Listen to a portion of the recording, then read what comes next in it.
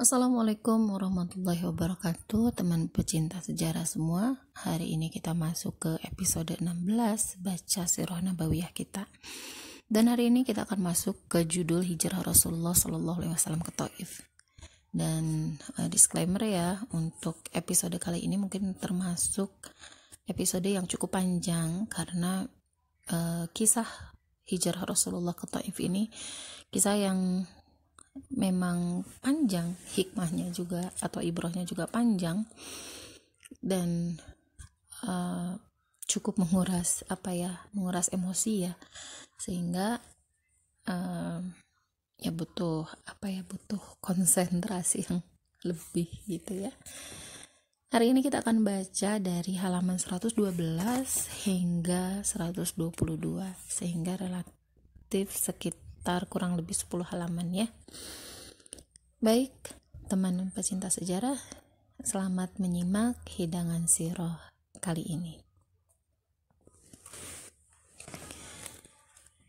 Setelah merasakan berbagai siksaan dan penderitaan yang dilancarkan kaum Quraisy, Rasulullah SAW berangkat ke Taif mencari perlindungan dan dukungan dari Bani Saqif dan mengharap agar mereka dapat menerima ajaran yang dibawa dari Allah. Setibanya di Taif, beliau menuju ke tempat para pemuka Bani Saqif sebagai orang-orang yang berkuasa di daerah. Beliau berbicara tentang Islam dan mengajak mereka supaya beriman kepada Allah. Tetapi ajakan beliau itu ditolak mentah-mentah dan dijawab secara kasar.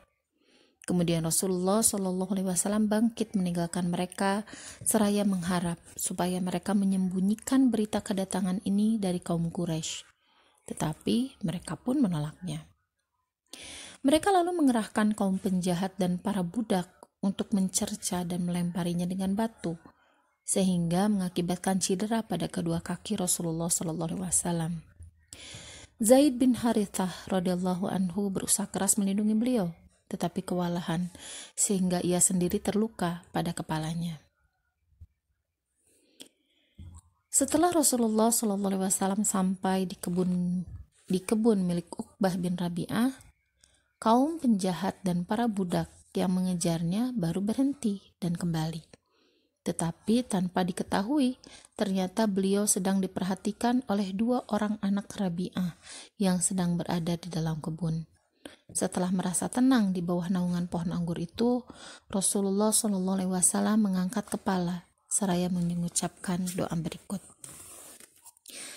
Saya hanya akan baca artinya saja ya. Ya Allah, kepadamu aku mengadukan kelemahanku, kurangnya kesanggupanku, dan ketidakberdayaan diriku berhadapan dengan manusia. Wahai Zat yang maha pengasih lagi maha penyayang, Engkaulah pelindung bagi selemah, dan Engkau jualah pelindungku. Kepada siapakah diriku hendak Engkau serahkan? Jika Engkau tidak murka kepadaku, maka semua itu tak kuhiraukan, karena sungguh besar nikmat yang telah Engkau limpahkan kepadaku. Aku berlindung pada sinar cahaya wajah-Mu yang menerangi kegelapan dan mendatangkan kebajikan di dunia dan di akhirat, dari murka-Mu yang hendak Engkau turunkan kepadaku. Hanya Engkaulah yang berhak menegur dan mempersalahkan diriku hingga Engkau berkenan. Sungguh tiada daya dan kekuatan apapun selain atas perkenan-Mu. Berkat doa Rasulullah SAW itu, tergeraklah rasa iba di dalam hati kedua orang anak lelaki Rabi'ah yang memiliki kebun itu.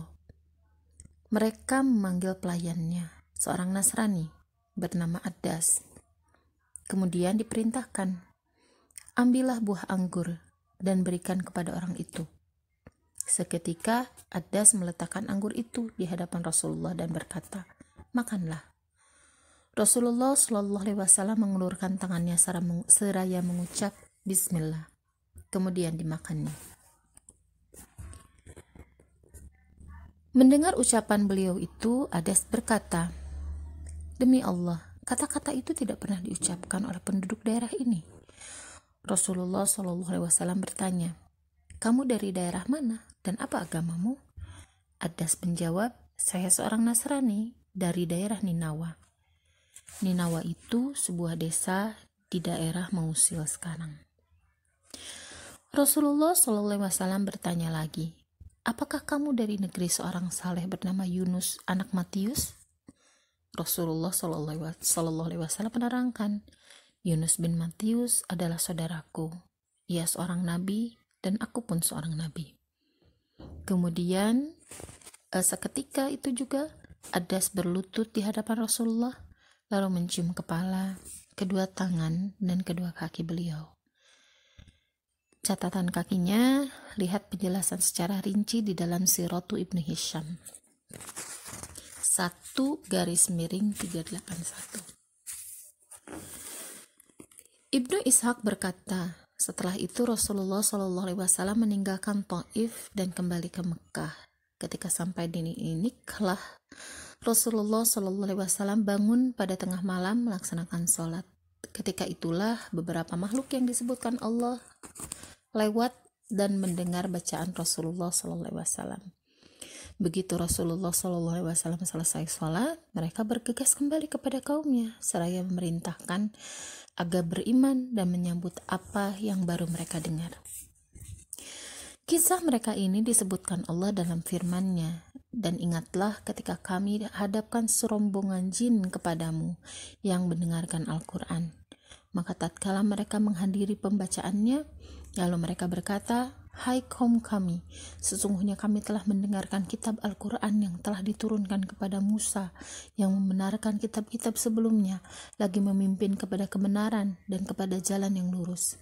Hai kaum kami, terimalah seruan orang yang menyeru kepadanya. Niscaya Allah akan mengampuni dosa-dosa kamu dan melepaskan kamu dari azab yang pedih. Al-Ahqaf ayat 29-31. Dan di dalam firman-Nya yang lain, katakanlah hai Muhammad, telah diwahyukan kepadaku bahwa telah mendengarkan sekumpulan jin akan Al-Quran. Lalu mereka berkata, sesungguhnya kami telah mendengarkan Al-Quran yang menakjubkan. Surat Al-Jin ayat 1.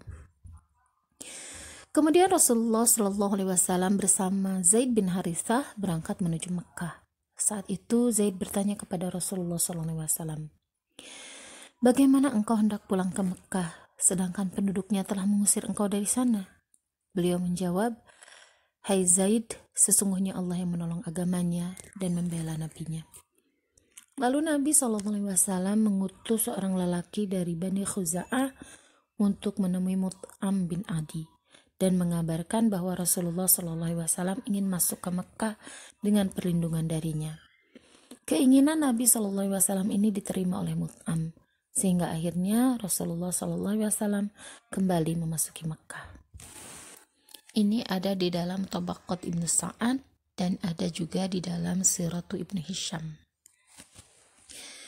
Demikian kisahnya, teman pecinta sejarah semua, dan kita akan memasuki seperti biasa bagian kedua, yaitu ibroh yang bisa diambil dari kisah ini.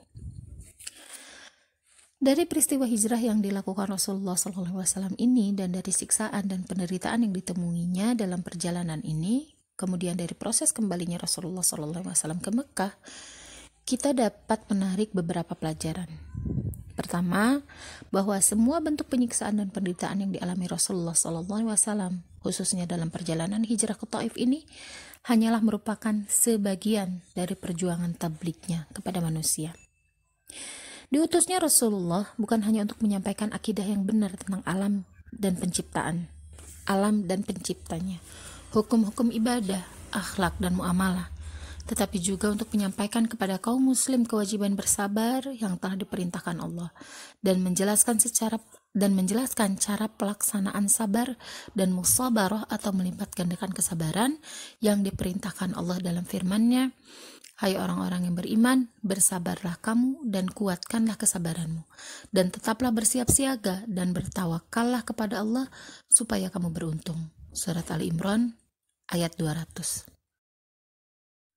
Rasulullah SAW telah mengajarkan kepada kita cara melaksanakan peribadatan dengan peragaan yang bersifat aplikatif. Lalu bersabda, "Shallu kama ra'aitumuli usolli." Salatlah kamu sebagaimana kamu melihat cara aku salat. Sabda Nabi Shallallahu Alaihi Wasallam, "Khudu ani manasikakum, ambillah dariku manasikmu." Jika hal ini dikaitkan dengan kesabaran, maka seolah-olah Rasulullah Shallallahu Alaihi Wasallam melakukan kesabaran yang telah dicontohkannya, memerintahkan kepada kita, "Bersabarlah, sebagaimana kamu melihat aku bersabar." Sebab bersabar merupakan salah satu prinsip Islam terpenting yang harus disampaikan kepada semua manusia. Dalam memandang fenomena hijrah Rasulullah Shallallahu Alaihi Wasallam ke Taif ini, mungkin ada orang yang menyimpulkan bahwa Rasulullah telah menemui jalan buntu dan merasa putus asa, sehingga dalam menghadapi penderitaan yang sangat berat itu, ia mengucapkan doa tersebut kepada Allah setelah tiba di kebun kedua anak Rabi'ah.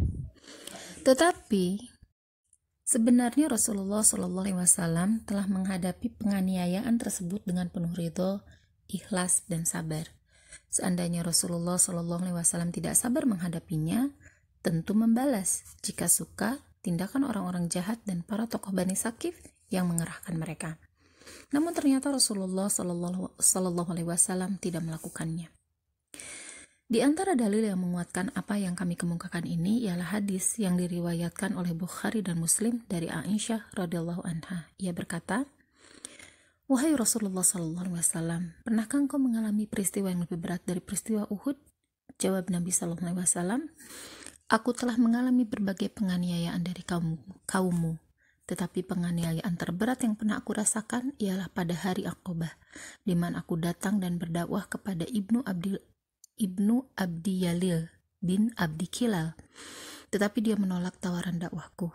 Kemudian aku kembali dengan perasaan tidak menentu, sehingga aku baru tersentak dan tersadar ketika Qarnuts Sa'alib.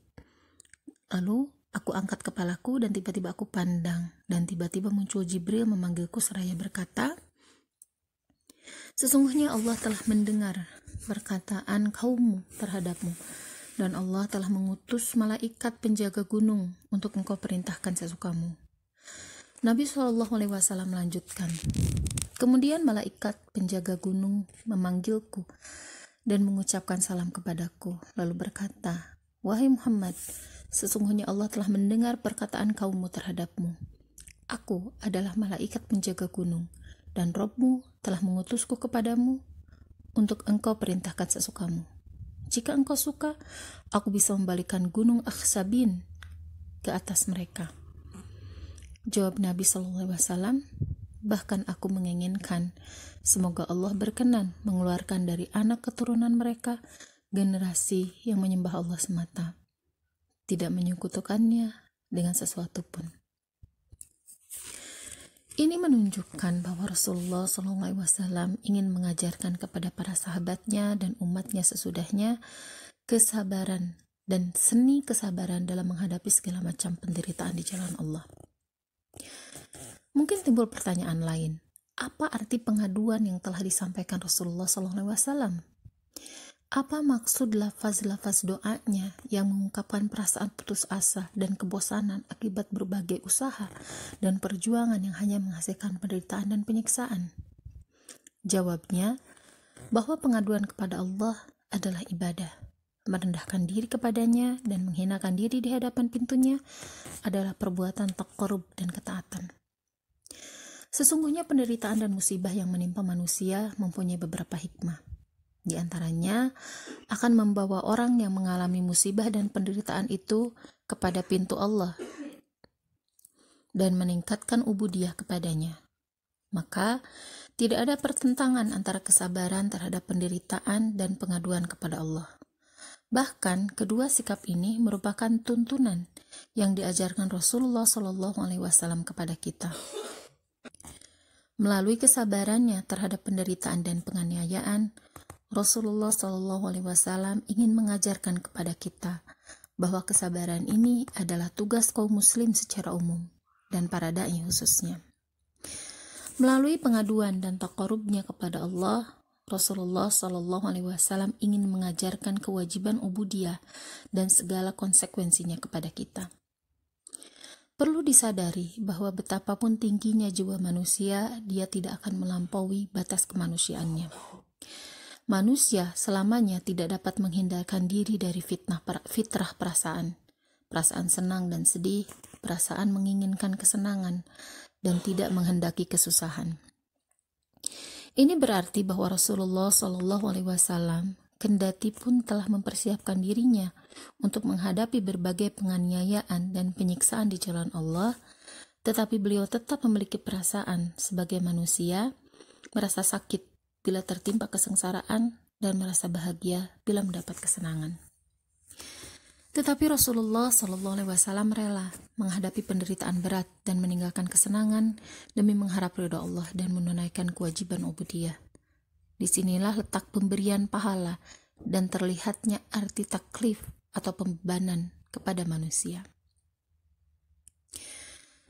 Kedua, jika Anda perhatikan setiap peristiwa sirah Rasulullah SAW bersama kaumnya, akan Anda dapati bahwa penderitaan yang dialami Rasulullah SAW kadang sangat berat dan menyakitkan. Tetapi pada setiap penderitaan dan kesengsaraan yang dialaminya selalu diberi penawar yang melagakan hati dari Allah. Penawar ini dimaksudkan sebagai hiburan bagi Rasulullah SAW agar faktor-faktor kekecewaan dan perasaan putus asa tidak sampai merasuk ke dalam jiwanya. Dalam peristiwa hijrah Rasulullah SAW ke Taif dengan segala penderitaan yang ditemuinya, baik berupa penyiksaan ataupun kekecewaan hati, dapat Anda lihat adanya penawar ilahi terhadap kebodohan orang-orang yang mengejar dan menganiayanya. Penawar ini tercermin dari seorang lelaki Nasrani, Ad-Das, ketika datang kepadanya seraya membawa anggur, kemudian bersimpuh di hadapannya seraya mencium kepala, kedua tangan dan kakinya. Setelah Nabi SAW mengabarkan kepadanya bahwa dirinya adalah seorang Nabi. Peristiwa ini dilukiskan dengan indah oleh penyair Muslim Mustafa Shadiq Ar-Rafi dalam salah satu tulisannya. Betapa ajaib simbol-simbol takdir yang terdapat di dalam peristiwa ini. Kebaikan dan kedermawanan dan kemuliaan datang begitu cepat memintakan maaf atas kejahatan, kebodohan, dan kezaliman yang baru saja dialaminya. Kecupan mesra itu datang setelah umpatan permusuhan.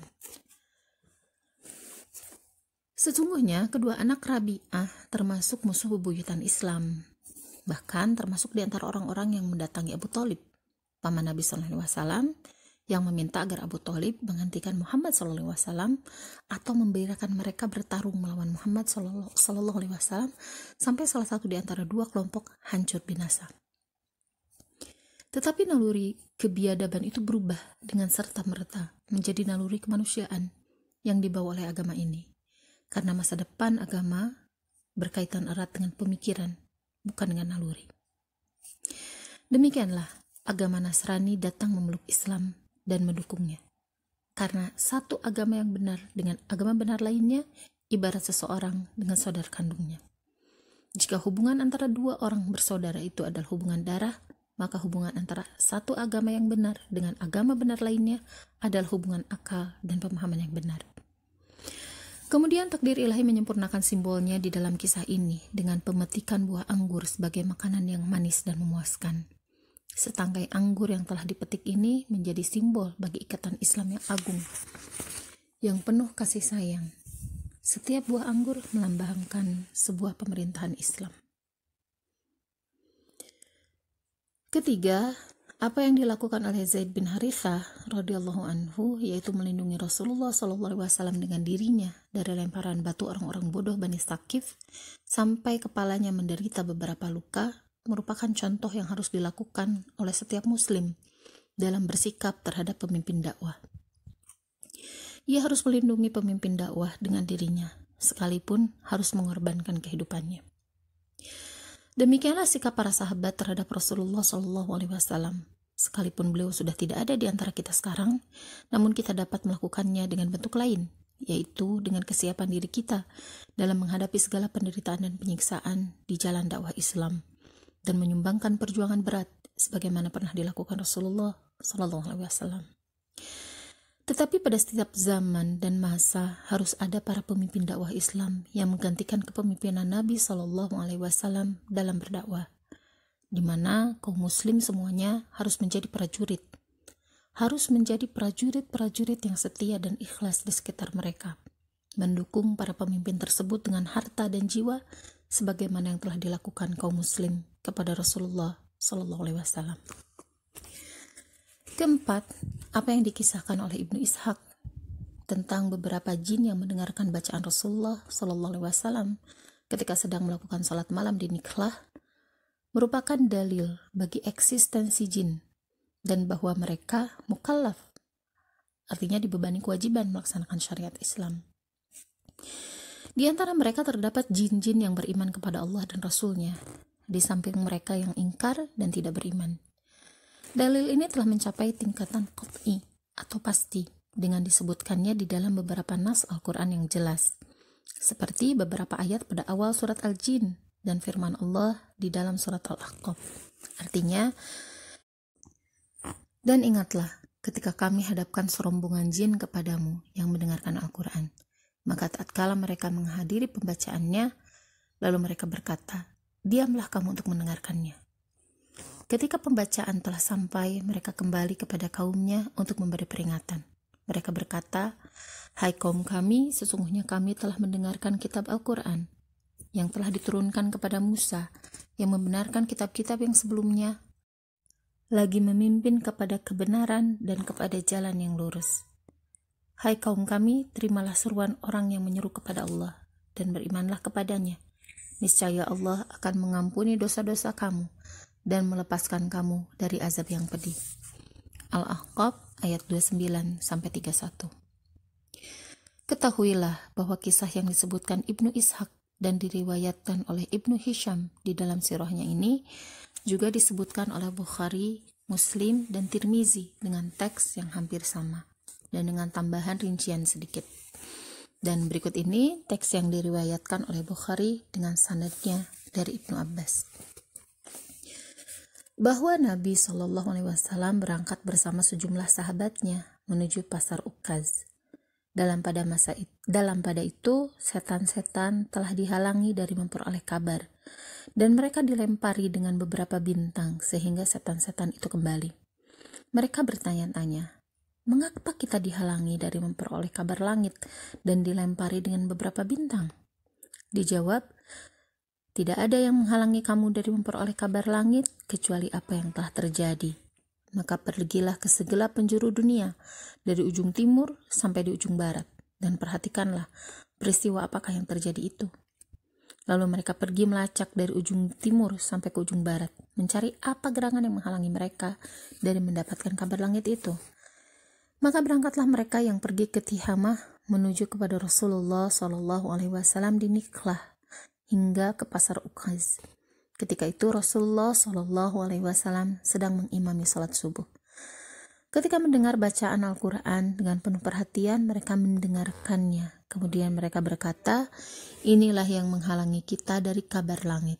Setelah itu mereka kembali kepada kaum mereka seraya berkata, wahai kaum kami, sesungguhnya kami telah mendengar Al-Quran, bacaan yang menakjubkan dan menunjukkan kepada kebenaran. Lalu kami mempercayainya, dan kami tidak menyekutukan Rabb kami dengan siapapun. Lalu Allah menurunkan ayat kepada nabinya. Katakanlah, telah diwahyukan kepadaku bahwasanya telah mendengarkan sekumpulan jin akan Al-Quran, dan seterusnya. Teks yang diriwayatkan oleh Muslim dan Tirmizi sama dengan riwayat ini. Hanya saja terdapat tambahan di awal hadis, yaitu Rasulullah Shallallahu Alaihi Wasallam tidak membacakan kepada jin, juga tidak melihat mereka. Ia berangkat bersama sejumlah sahabatnya. Al-Asqalani berkata, seolah-olah Bukhari sengaja membuang lafaz ini karena Ibnu Mas'ud menyebutkan bahwa Nabi Shallallahu Alaihi Wasallam membacakan kepada jin. Maka riwayat Ibnu Mas'ud ini didahulukan daripada penafian Ibnu Abbas. Bahkan Muslim telah mengisyaratkan hal ini, kemudian meriwayatkan hadis Ibnu Mas'ud setelah hadis Ibnu Abbas ini. Nabi Shallallahu Alaihi Wasallam bersabda, telah datang kepadaku seorang penyeru dari bangsa jin, lalu aku berangkat bersamanya. Kemudian aku bacakan Al-Quran kepadanya. Antara dua riwayat ini dapat dikompromikan dengan mengatakan bahwa peristiwa tersebut terjadi beberapa kali. Riwayat Muslim, Bukhari, dan Tirmizi ini berbeda dengan riwayat Ibnu Ishaq dalam dua segi. Pertama, riwayat Ibnu Ishaq tidak menyebutkan bahwa Nabi Shallallahu Alaihi Wasallam sholat bersama para sahabatnya. Bahkan riwayat Ibnu Ishaq menjelaskan bahwa Nabi Shallallahu Alaihi Wasallam sholat sendirian. Padahal riwayat-riwayat lain menyebutkan bahwa Nabi Shallallahu Alaihi Wasallam mengimami sahabatnya. Kedua, riwayat Ibnu Ishaq tidak menentukan sholat subuh, sementara riwayat-riwayat lain menyebutkannya. Menyangkut riwayat Ibnu Ishaq tidak ada masalah, tetapi menyangkut riwayat-riwayat lain timbul dua kemusykilan. Pertama, Nabi Shallallahu Alaihi Wasallam berangkat ke Thaif dan pulang darinya, sebagaimana Anda ketahui, hanya disertai oleh Zaid bin Harithah. Maka, bagaimana mungkin Nabi sholat bersama para sahabatnya? Kedua, sholat 5 waktu tidak disyariatkan kecuali setelah malam Isra Mi'raj. Sedangkan Mi'raj terjadi setelah hijrah Rasulullah ke Thaif, menurut pendapat jumhur. Maka bagaimana mungkin Rasulullah Shallallahu Alaihi Wasallam melaksanakan sholat subuh pada waktu itu? Menyangkut kemusykilan pertama dapat dijawab bahwa mungkin saja Rasulullah Shallallahu Alaihi Wasallam ketika di Nikhlah, sebuah tempat dekat Makkah, bertemu dengan para sahabatnya, lalu sholat subuh bersama mereka di tempat tersebut. Menyangkut kemusykilan kedua dapat dijawab bahwa peristiwa mendengarnya jin terhadap Al-Quran ini terjadi lebih dari sekali. Pernah diriwayatkan oleh Ibnu Abbas dan Ibnu Mas'ud bahwa kedua riwayat ini sama-sama sahih. Dan pendapat inilah yang diambil oleh jumhur ulama peneliti. Ini bisa dilihat di Uyunul Athar Ibnu Sayyidin Nas 1/118 dan Fathul Bari 8/473. Ini jika kita mengikuti pendapat yang mengatakan bahwa peristiwa Isra Mi'raj terjadi setelah hijrah ke Thaif, tetapi jika kita mengikuti pendapat yang mengatakan bahwa Isra dan Mi'raj terjadi sebelum hijrah ke Thaif, maka tidak ada kemusykilan. Yang perlu kita ketahui setelah penjelasan di atas bahwa setiap muslim wajib mengimani adanya jin dan bahwa mereka adalah makhluk hidup yang juga dibebani oleh Allah untuk beribadah kepadanya sebagaimana kita. Kendatipun semua indera kita tidak dapat menjangkaunya. Sebab Allah memang menjadikan eksistensi mereka di luar kemampuan mata kita yang hanya bisa melihat beberapa benda tertentu dengan ukuran tertentu dan dengan syarat tertentu. Karena keberadaan makhluk ini didasarkan atas berita yang mutawatir dari Al-Quran dan Sunnah, maka kaum muslim telah sepakat bahwa setiap orang yang mengingkari atau meragukan keberadaan jin adalah murtad dan keluar dari Islam. Sebab mengingkari keberadaan mereka berarti mengingkari sesuatu yang bersifat aksiomatik di dalam Islam. Di samping merupakan pendustaan terhadap kabar mutawatir yang datang kepada kita dari Allah dan dari Rasul-Nya. Jangan sampai ada orang berakal sehat yang terjerumus ke dalam kedunguan karena tidak mau meyakini sesuatu yang tidak sesuai dengan ilmu pengetahuan, kemudian menolak keberadaan jin karena dia tidak melihat jin. Kebodohan intelektual seperti ini akan mengharuskan pengingkaran terhadap setiap benda atau makhluk gaib hanya karena tidak dapat dilihat. Padahal kaidah ilmiah yang sudah terkenal mengatakan tidak dapat dilihatnya sesuatu tidak berarti tidak adanya sesuatu tersebut. Kemudian berikutnya kita akan menuju ke ibroh yang kelima. Apa pengaruh semua peristiwa yang disaksikan dan dialami Rasulullah setelah perjalanan ke Thaif pada dirinya? Jawaban terhadap pertanyaan ini nampak jelas dalam jawaban Rasulullah Shallallahu Alaihi Wasallam kepada Zaid bin Harithah radhiyallahu anhu ketika Zaid bertanya kepadanya penuh keheranan. Bagaimana engkau hendak pulang ke Mekah, wahai Rasulullah, sedangkan pendudukmu telah mengusirmu dari sana? Dengan tenang dan penuh keyakinan, Rasulullah Shallallahu Alaihi Wasallam menjawab, Hai Zaid, sesungguhnya Allah lah yang memberi kita jalan keluar sebagaimana engkau lihat nanti. Sesungguhnya Allah akan menolong agamanya dan membela nabinya.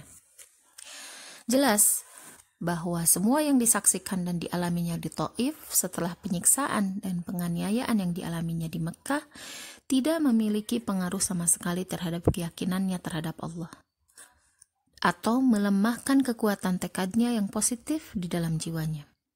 Demi Allah, ini bukanlah ketabahan manusia biasa yang memiliki kekuatan lebih dalam menghadapi penderitaan dan tekanan, tetapi ia adalah keyakinan nubuwah yang telah menghujam dalam di dalam hatinya.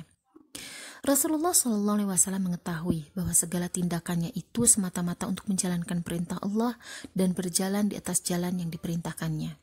Karenanya, beliau tidak pernah ragu sedikit pun bahwa Allah pasti akan memenangkan urusannya dan bahwa Dia telah menjadikan ketentuan bagi tiap sesuatu. Pelajaran yang dapat kita ambil dalam hal ini bahwa semua penderitaan dan rintangan yang ada di jalan dakwah Islam tidak boleh menghalangi atau menghentikan perjuangan kita atau mengakibatkan kegentaran dan kemalasan dalam diri kita selama kita berjalan di atas petunjuk keimanan kepada Allah. Siapa saja yang telah mengambil bekal kekuatannya dari Allah, maka dia tidak akan pernah mengenal putus asa atau malas. Selama Allah yang memerintahkan, pasti dia akan menjadi penolong dan pembela. Kehinaan, kemalasan, dan putus asa akibat penderitaan dan rintangan hanya akan dialami oleh orang yang menganut prinsip dan ideologi yang tidak diperintahkan Allah. Sebab mereka hanya mengandalkan kepada kekuatannya sendiri, yaitu kekuatan manusia yang sangat terbatas. Segala bentuk kekuatan dan ketabahan manusia akan berubah dan terancam kehancuran dan kelesuan manakala mengalami penderitaan dan kesengsaraan yang panjang, mengingat ukuran kekuatan manusia yang serba terbatas. Demikian teman pecinta sejarah semua, bagian ke 17 atau 16 tadi lupa ya.